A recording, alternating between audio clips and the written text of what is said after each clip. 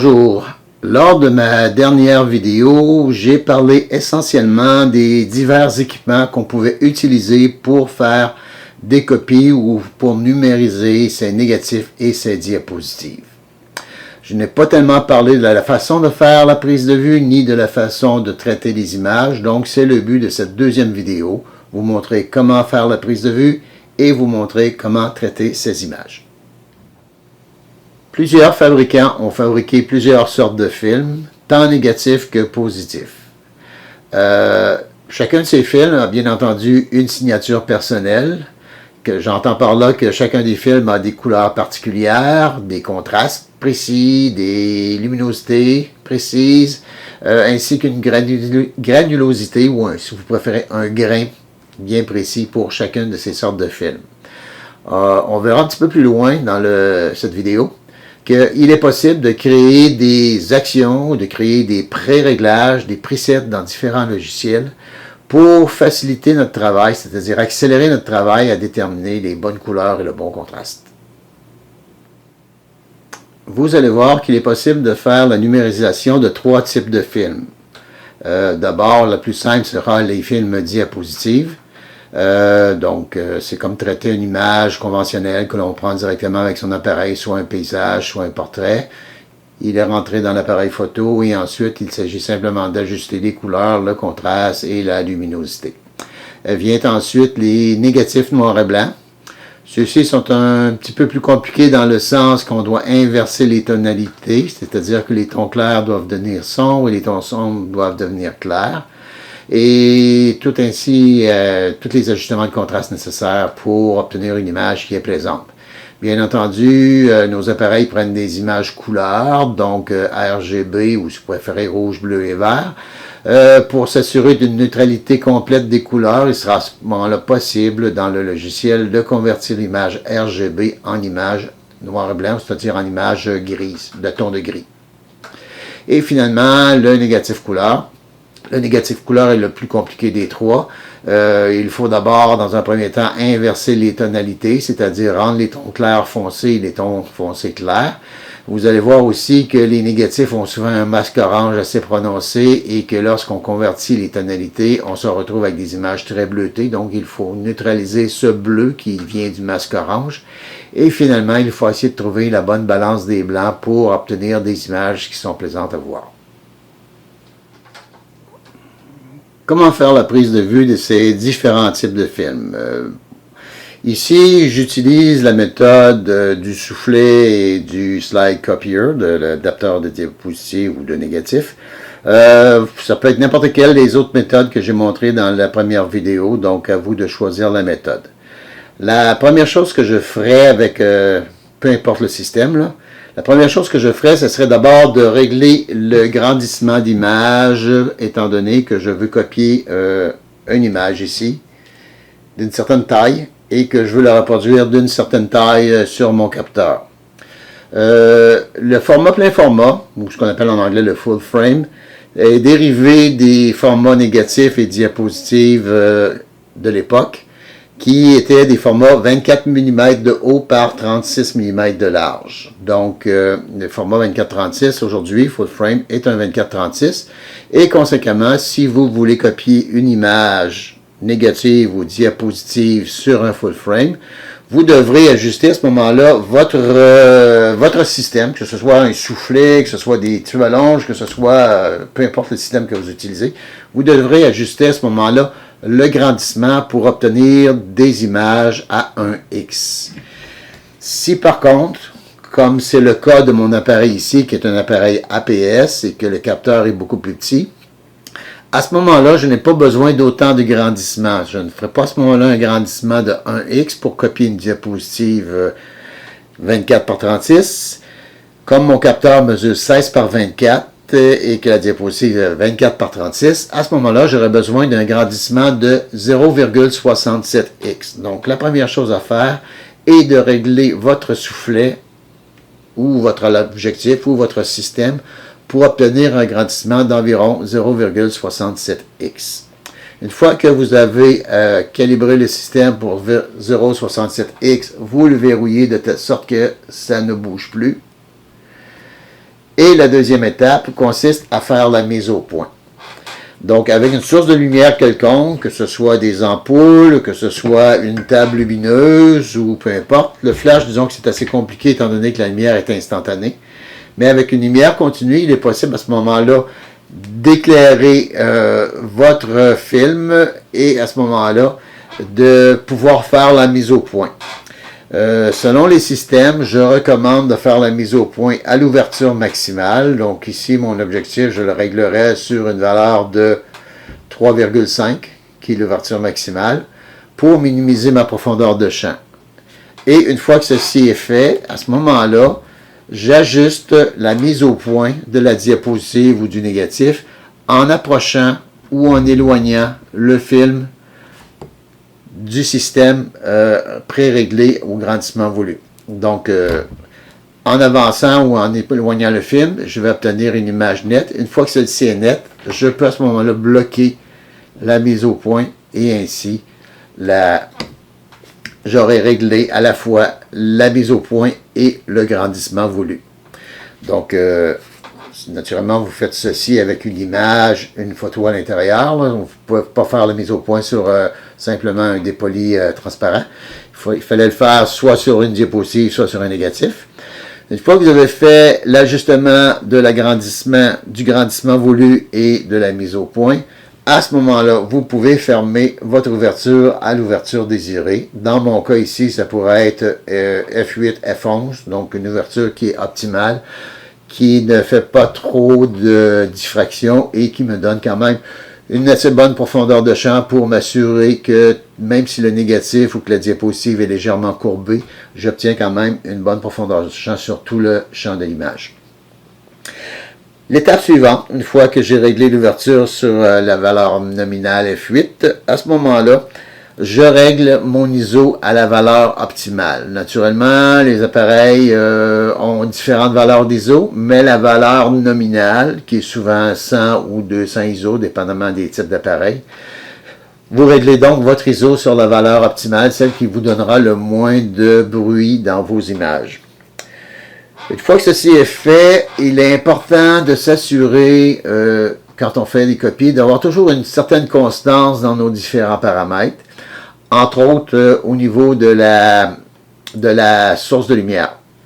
Donc, si vous utilisez une source de lumière, essayez de toujours utiliser la même source, que ce soit une table lumineuse, que ce soit une ampoule incandescente, que ce soit une ampoule de type DEL, ou que ce soit un flash, ça peut être aussi un flash électronique. Peu importe la source que vous utilisez, essayez de rester constant, de toujours utiliser la même source. Et une fois que vous avez choisi cette source, ajustez la balance des couleurs de votre appareil en fonction de cette source. Si c'est une lumière incandescente tungstène, à ce moment-là, vous mettez un réglage à 3400 degrés K, par exemple. Si vous avez une lumière BEL, style lumière de jour, à ce moment-là, vous pouvez la régler sur une valeur d'environ 6000-6500 degrés K. Sur les Nikon, c'est intéressant, il y a une façon de faire une valeur préprogrammée pour le gris neutre idéal. Donc, il s'agit simplement de mettre une source de lumière sans mettre de diapositive, ok? Sans diapositive, juste le dépoli blanc. Vous éclairez le dépoli avec une source de lumière que vous allez utiliser. Et à ce moment-là, vous pouvez programmer un blanc neutre avec votre appareil. Sur Nikon, ça s'appelle les programmes PRE là, au niveau de la balance des blancs. Pour les autres appareils, je ne saurais dire, là, mais c'est possible que les autres appareils puissent faire la même chose. Sinon, souvent, vous avez aussi les réglages en degrés Kelvin qui sont possibles. Donc, l'ISO est réglé à 100, la balance des couleurs est réglée sur une valeur précise et fixe. Les sources lumineuses choisies sont de valeurs précises et fixes. Et finalement, on est rendu simplement à faire la copie de l'image. Pour la copie d'image, avant de l'insérer, il est important de bien la nettoyer. Donc, l'idéal, c'est de nettoyer sans contact. Donc, idéalement, c'est une source d'air qu'on peut utiliser pour nettoyer la diapositive. Si après nettoyage, on s'aperçoit qu'il y a des poussières qui sont persistantes, il est possible d'utiliser un pinceau doux, genre les pinceaux de peintre, Il existe des pinceaux qui sont très doux, donc ils ne vont pas égratigner votre image. Donc, il est possible de balayer les poussières qui résistent. Et à l'extrême limite, ceux qui n'ont pas de pinceau, il y a toujours moyen d'utiliser des linges, genre les linges pour nettoyer les lunettes. Mais soyez très prudent pour ne pas frotter trop fort et s'assurer ainsi de ne pas abîmer votre diapositive. Donc, nettoyage de la diapo ou du négatif, on peut l'insérer. OK, donc la mise au point est faite, le grandissement est fait, la balance des couleurs est faite et finalement, le grandissement est précis. Donc, pour faire la photo, ce que je fais, normalement, je le fais en mode automatique. OK, donc, je déclenche en mode automatique pour faire la prise de vue. Et une fois que celle-ci est prise, je regarde mon histogramme à l'arrière. Si l'histogramme est bien centré, à ce moment-là, je conserve le résultat. Si, pour une raison quelconque, l'histogramme est trop dévié vers la gauche ou trop dévié vers la droite, à ce moment-là, je fais des ajustements de luminosité avec le bouton plus-moins pour la compensation d'exposition. Donc, selon votre évaluation, si l'image est trop claire, vous allez devoir sous-exposer. Et si l'image est trop sombre, vous allez devoir surexposer. Et après un ou deux essais, vous allez obtenir un histogramme qui représente une image bien balancée, bien centrée. Donc, c'est ainsi que je fais la prise de vue. Et une fois que la prise de vue est terminée, je peux à ce moment-là procéder au traitement. Maintenant que nous avons vu comment faire la prise de vue pour numériser nos images, soit des négatifs, soit des diapositives, voyons maintenant comment nous pouvons les traiter. Je connais plusieurs logiciels. Je travaille essentiellement avec trois logiciels, c'est-à-dire Photoshop, Lightroom et puis On1 Photora. Mais il est possible de faire les mêmes manipulations dans d'autres logiciels comme Luminar, Neo, comme Corel Paint Shop et DxO, etc., etc. Donc, c'est à vous de transposer la méthodologie selon votre logiciel. Comment faire un traitement simple d'une image dans Photoshop? Bon, la première chose que je vais faire, je vais ouvrir mon fichier, donc ouvrir sous ou ouvrir tout simplement. Là. Donc, je vais ouvrir un fichier RAW. J'ai ici des fichiers NEF de Nikon qui sont des fichiers RAW. Donc, je choisis un fichier qui me convient. Donc, ça pourrait être celui-ci, par exemple. Ouvrir. Et le fichier va s'ouvrir dans le module de Photoshop qui s'appelle Adobe Camera Raw, donc qui est le module de traitement RAW équivalent à Lightroom. J'ai mon image qui est ouverte en négatif. Première chose que je vais faire avant de me rendre dans Photoshop, ça va être de la mettre au niveau et de la recadrer. Donc, je peux par exemple, en cliquant ici, demander à ce qu'on pivote mon image. Donc, mon image devient verticale. Avec la touche CTRL-, je vais la rapetisser légèrement pour être capable de voir les quatre coins d'image. Donc, une fois que j'ai les quatre coins, je vais utiliser le niveau qui est ici pour mettre mon image bien au niveau avec la bordure. Donc, mon image est au niveau avec la bordure. Maintenant, je vais utiliser les quatre coins, les curseurs des quatre coins pour réduire la taille de l'image, enfin, pour recadrer mon image de sorte à ce qu'il n'y ait plus de bordure à l'intérieur. Donc, j'ai recadré ici mon image. Je pourrais la déplacer un petit peu vers le haut si je voulais.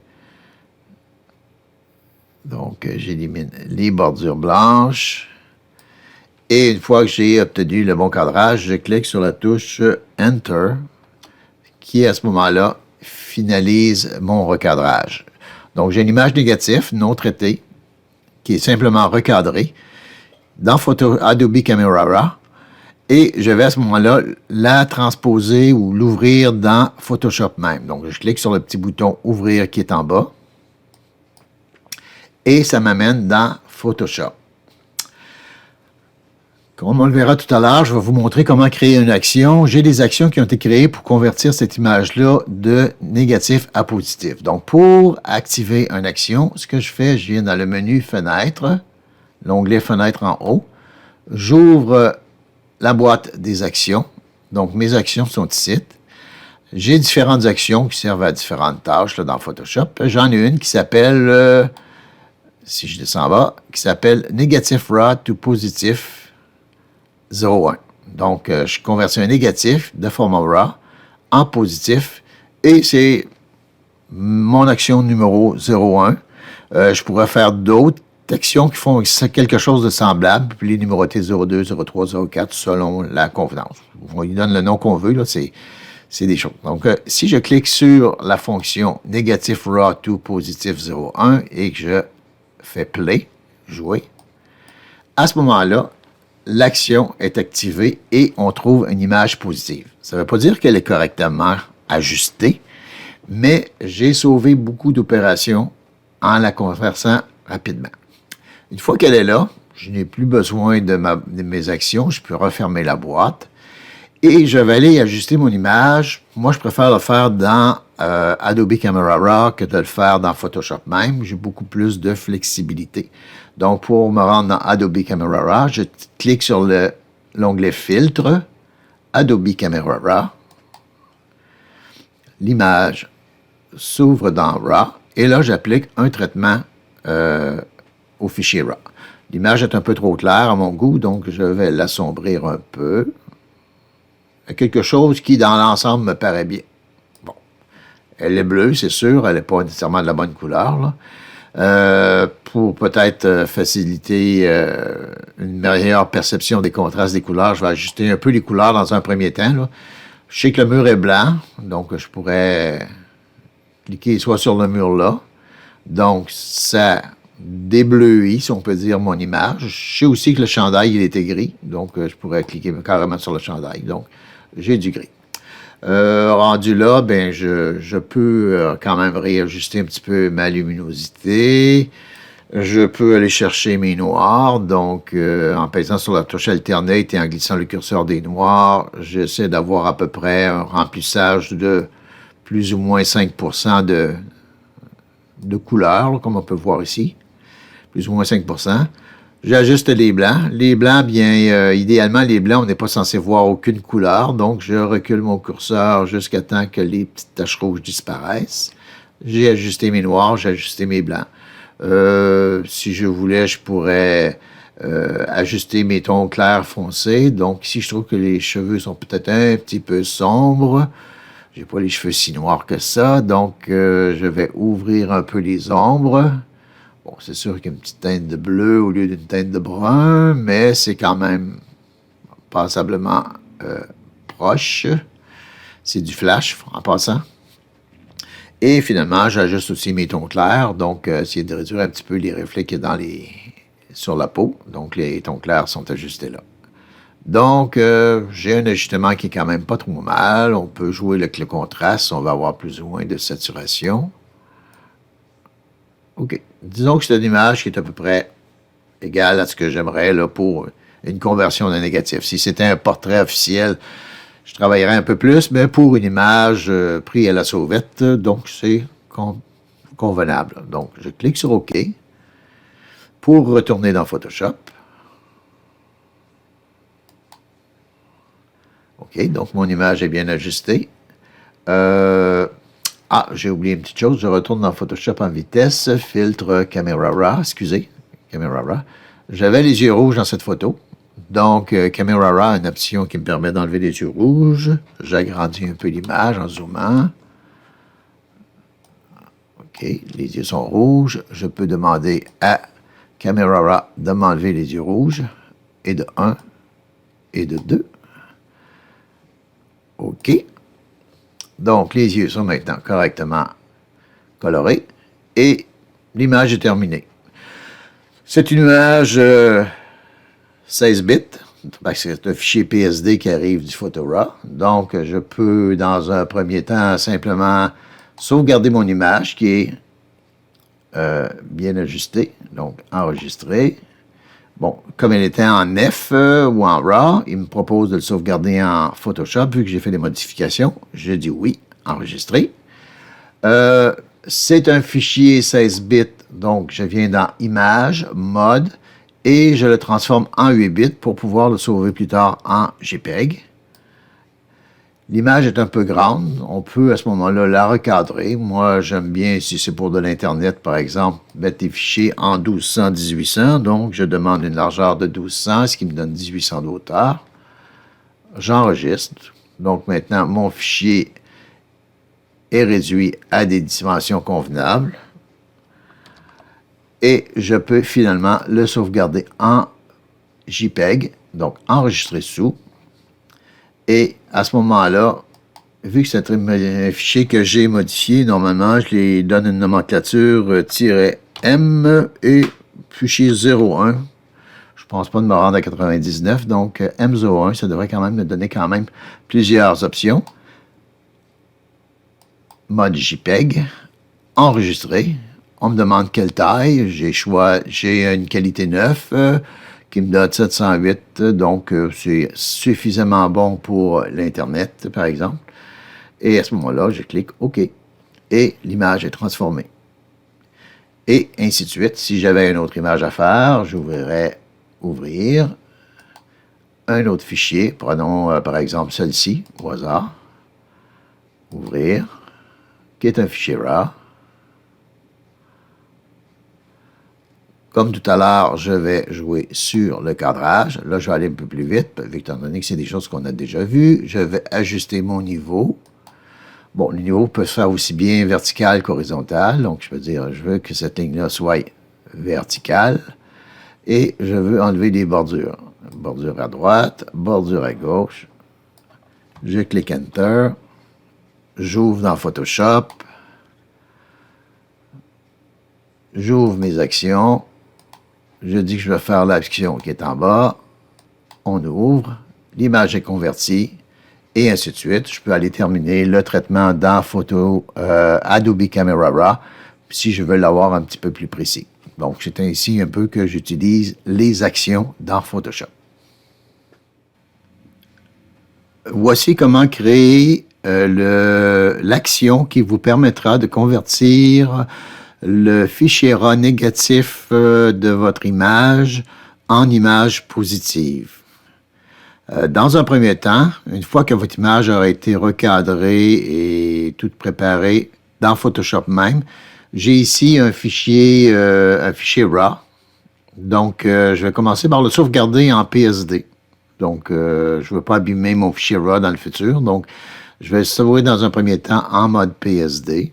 Donc, fichier, enregistrer sous. PSD, donc enregistrer. Et là, ben, je travaille avec un fichier qui ne détruira pas mon fichier RAW. Première étape que j'ai, à ce moment-là, mon fichier n'a reçu aucun traitement date. Ce que je vais faire, je vais ouvrir la fenêtre. Donc, en haut, dans les menus, pour cliquer l'onglet Fenêtre, cliquez sur Actions. Ceci ouvre une nouvelle fenêtre où on peut enregistrer des actions. Donc, pour enregistrer une action, on doit cliquer sur le petit carré avec un plus à l'intérieur.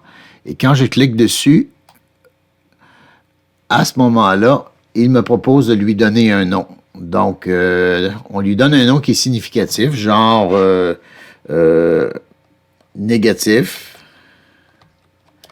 RAW, to, positif, positif. Puis, je vais le numéroter 01. Si jamais j'ai d'autres actions du même genre à faire plus tard, ben, je pourrais les numéroter. Donc, négatif RAW to positif 01. Je vais effacer le R. Enregistrer. Donc, l'action est en mode enregistrement, car on peut voir ici le bouton rouge qui dit qu'il est en mode enregistrement. Donc, tout ce que je vais cliquer dans Photoshop à partir de maintenant va s'enregistrer dans mon action. La première chose que je vais faire, c'est convertir le négatif en positif. Pour faire ça, je vais en bas dans la fenêtre des calques, qui est ici à gauche en bas, à droite. Excusez, à droite en bas. Donc, on clique sur le petit rond à demi noir, à demi blanc. Donc, en cliquant dessus, vous allez avoir différentes options et vous allez cliquer sur Inverser. L'image, à ce moment-là, vient d'être inversée en image positive. Les couleurs sont assez erronées. C'est normal, il y avait un filtre orange dans le négatif qui donne des teintes bleues.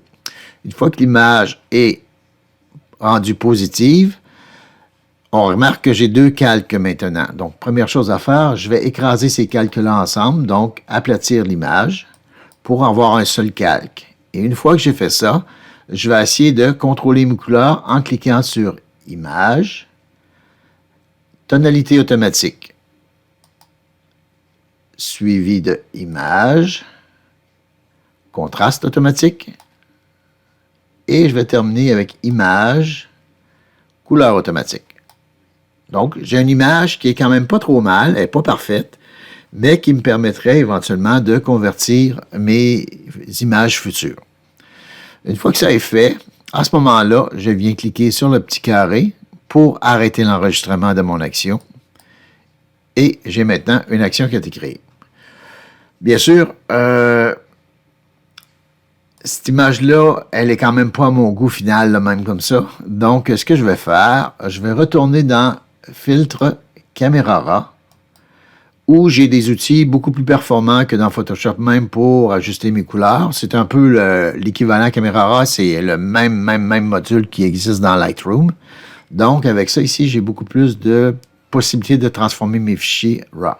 Donc, je vais utiliser la pipette et sachant que la chemise était blanche, je vais demander qu'il ajuste les couleurs pour essayer de me donner des blancs aussi blancs que possible. Et voilà, dans un ajustement de couleurs, j'ai pratiquement obtenu, pas la perfection, mais exceptionnellement bon.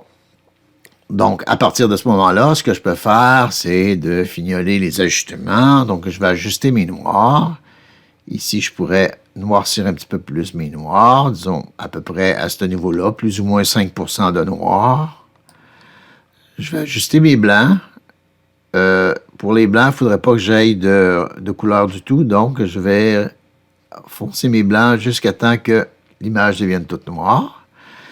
Si pour des raisons de goût, je préfère l'avoir un petit peu plus détaillé dans les ombres, je vais ouvrir les ombres un peu. OK, donc ici, j'ai quelque chose qui me semble bien détaillé dans l'habit. Les blancs, ben, j'aimerais peut-être aller chercher un petit peu plus de blanc dans le haut du décor, là. Donc, je vais ouvrir légèrement mes blancs. Peut-être un petit peu de contraste pour donner des plus belles couleurs. Un petit peu de contraste. Et puis, bon, ben, disons que c'est à peu près ce que je désire. C'est sûr qu'on pourrait la travailler un peu plus, mais c'est très proche d'une bonne réalité. Donc, je sors de Caméra raw pour retourner dans Photoshop. Donc, je clique sur OK en bas. L'image est ouverte dans Photoshop. Je la sauvegarde à nouveau, vu qu'elle est déjà en mode PSD de Photoshop. Je le fais juste simplement enregistrer. Donc, l'image écrase la précédente. Et à ce moment-là, j'ai une image qui est ajustée assez bien. J'aurais pu l'ajuster un peu plus, mais c'est déjà un très bon résultat. Pour les autres logiciels qui n'ont pas la fonction inversée de Photoshop, il existe d'autres façons de convertir vos images en utilisant la fonction courbe, dont Photoshop, Lightroom et bien d'autres logiciels. Je vous laisse le loisir d'investiguer sur Internet pour voir plus en détail ces fonctions courbes. Mais pour vous donner une idée, voici un petit exemple que je peux faire dans Lightroom. Il s'agit simplement de cliquer sur le point le plus sombre de l'image et de le monter en haut sur la courbe et de prendre le point lumineux et de le descendre en bas sur la courbe. Et on obtient automatiquement une image inversée, donc une image à laquelle on est habitué de voir. Et à ce moment-là, il ne reste plus qu'à faire les corrections de couleur. La notion d'action n'existe que dans le logiciel Photoshop. Par contre, dans tous les autres logiciels, y compris Lightroom, il y a un équivalent qui s'appelle les pré-réglages ou en anglais les presets. Donc, si on regarde l'image que j'ai ici dans le moment, c'est une image qui est négative. Ici, on a ce qu'on appelle des pré-réglages ou des paramètres prédéfinis ou des presets. Donc, c'est des paramètres qui sont déjà définis, qu'on a soi-même programmés. Et à ce moment-là, en utilisant ces paramètres-là, il s'agit à ce moment-là de simplement déplacer le curseur sur différentes options de programmation qu'on a pu faire pour trouver la celle qui correspond le mieux à nos réglages. Donc ici, j'ai un exemple. L'image est peut-être un peu palette, mais on a une image positive, puis on a une image qui est déjà partiellement corrigée. Donc, il s'agirait que je choisisse le preset en question, revenir dans Lightroom, dire que je veux assombrir l'image un peu. Il faut que je pense en négatif ici. C'est un petit peu magenta, donc j'enlèverai du rose en déplaçant mon curseur vers le rose ou simplement en utilisant la fameuse pipette. Donc, je cherche une valeur qui peut correspondre à du blanc. Ils sont assez difficiles à trouver ici dans cette image-là. Je peux peut-être essayer le blanc des yeux. Donc, si je grossis mon image un peu, je viens ici et j'essaie la pipette dans le blanc des yeux. Et c'est quand même pas si mal. Donc, je vais rediminuer le grandissement. Et en jouant sur les divers paramètres, par exemple contraste, baisse de luminosité, éventuellement l'ajustement des noirs ou des blancs. Donc, il s'agit de peaufiner pour trouver le résultat idéal.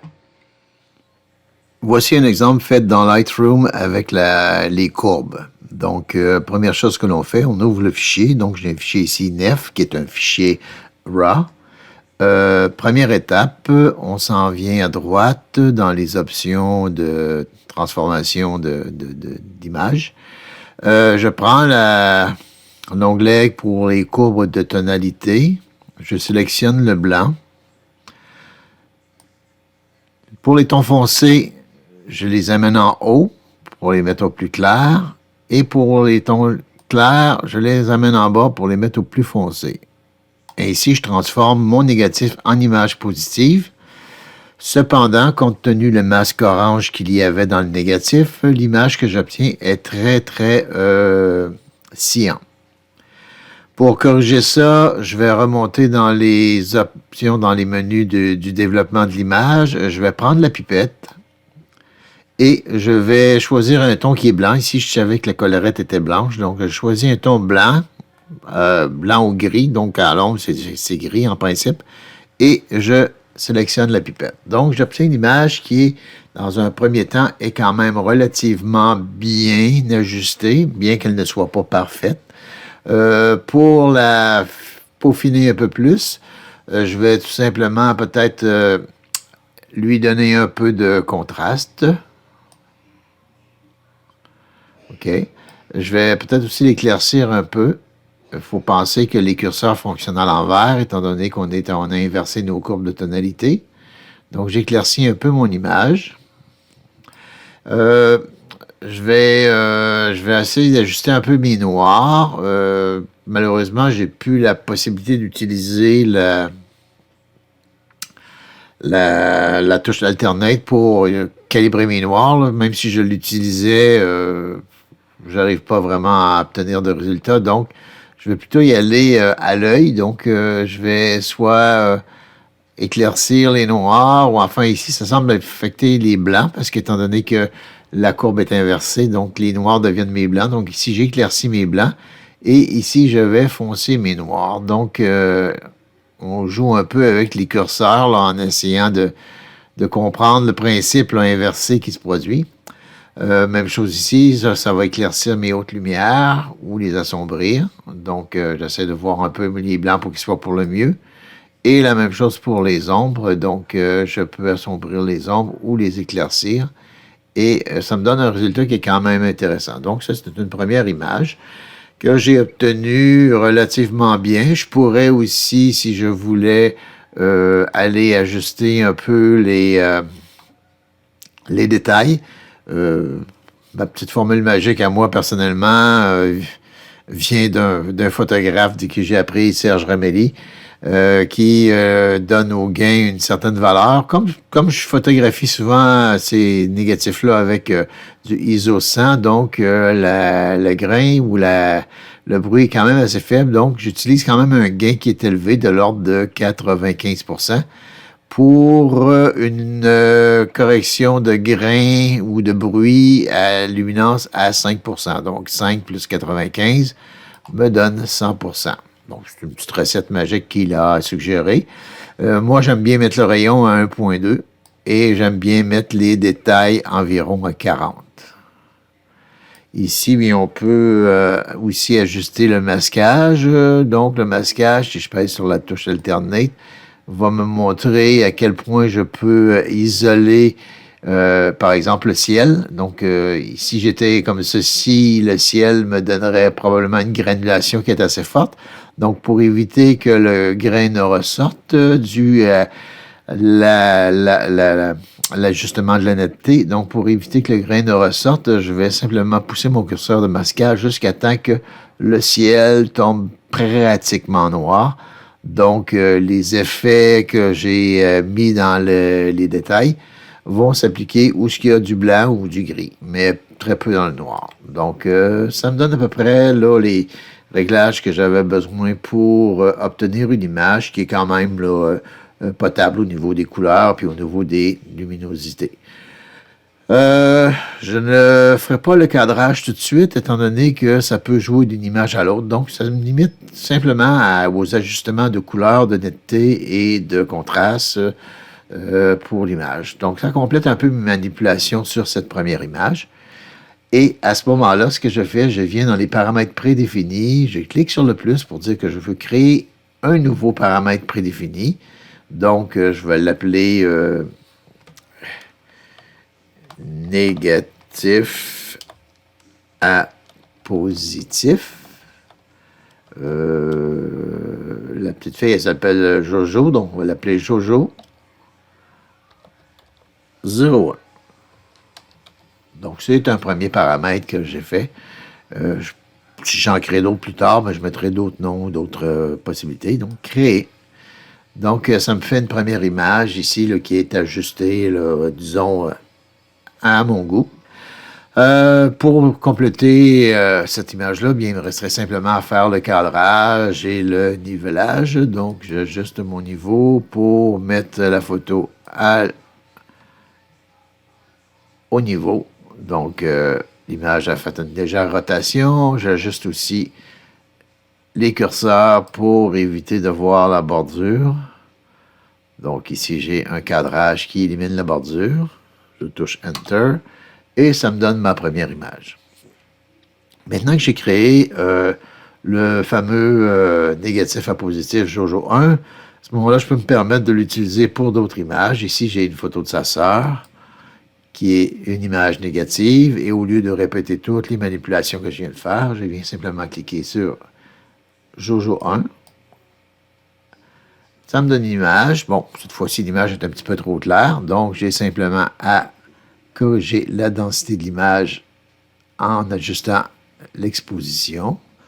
Les blancs sont peut-être un petit peu prononcés, donc les blancs, on pense curseur à l'envers, donc j'utilise le curseur des noirs pour assombrir mes blancs légèrement.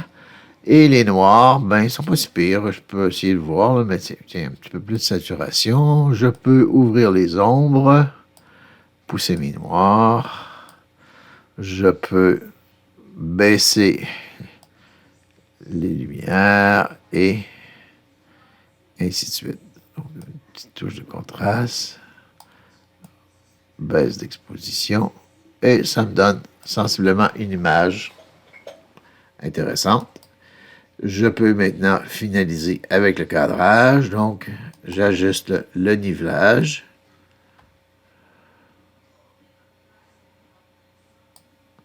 Et je termine le cadrage. Enter. Et j'ai une deuxième image qui a été faite majoritairement avec le paramètre prédéfini que j'avais créé précédemment.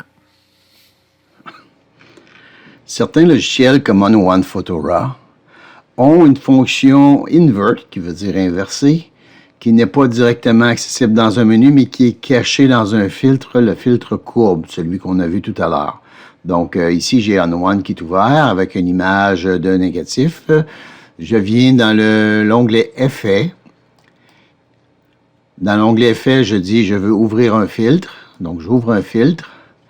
Je prends le filtre courbe.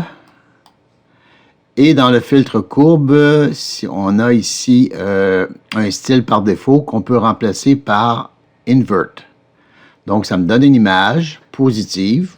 Elle est froide, elle est relativement bien exposée, contraste relativement bon, malgré qu'il n'est pas à son meilleur.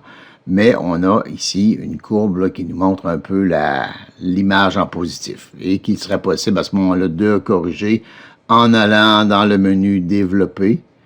OK. Et une fois dans le menu développer, ben, je pourrais demander par exemple à la pipette de me trouver du blanc. Ici, sur le bateau, je devrais avoir un certain blanc qui n'est pas trop mal. Bon, l'image n'est pas si mal. C'est un peu rougeâtre. Donc, s'il y a trop de rouge, c'est peut-être parce qu'il faut que je corrige au niveau du magenta. Donc, si je corrige un petit peu au niveau du magenta... OK, un petit peu jaune, donc je peux peut-être mettre un peu de bleu. Donc, j'arrive à obtenir une image qui est sensiblement comme je le désire grâce à la fonction Invert cachée dans l'effet courbe. Vous noterez aussi que j'ai dans mes presets, donc l'équivalent des fonctions actions qu'on retrouve dans Photoshop, j'ai dans mes presets des possibilités de balance que j'ai déjà préparé au préalable. Donc ici, c'est un peu trop rouge, ça c'est un peu trop vert. Ici, c'est peut-être un petit peu trop sombre. Donc, comme j'ai dit tout à l'heure, trop vert, trop rouge. J'en ai une ici qui n'est pas trop mal, qui ressemble un peu à ce que j'avais déterminé tout à l'heure. Donc, une fois que j'ai appliqué un preset de façon automatique comme ça, il ne me reste plus qu'à rentrer dans le menu développer et faire des ajustements finaux, comme par exemple l'assombrir légèrement en baissant l'exposition. OK, donc c'est déjà un peu mieux. Peut-être un petit peu bleu, donc peut-être à ce moment-là, je pourrais enlever un petit peu de bleu en ajoutant du jaune. Le contraste est peut-être un peu fort aussi, donc je pourrais peut-être essayer de réduire le contraste pour donner une image qui est un petit peu moins... en jouant, on peut réajuster la bonne luminosité et ici, pour le faire, ben, j'ai utilisé ce qu'on appelle un preset qui est l'équivalent d'une action dans Photoshop. Donc, il s'agit simplement de naviguer sur les différentes vignettes que l'on a pour trouver la solution la plus proche du résultat désiré et ensuite faire les corrections finales.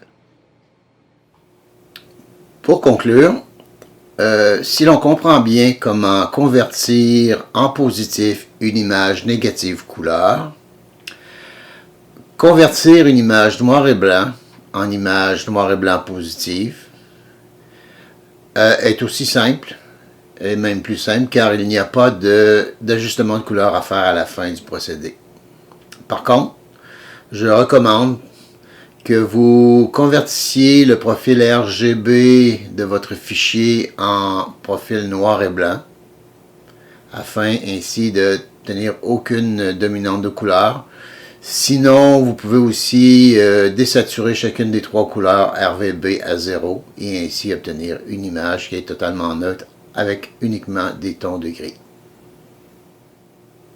Pour ce qui est de la numérisation des diapositives, comme nous commençons en partant avec une image qui est déjà positive, ceci simplifie le procédé. Il n'y a donc pas d'inversion de tonalité de couleur à faire.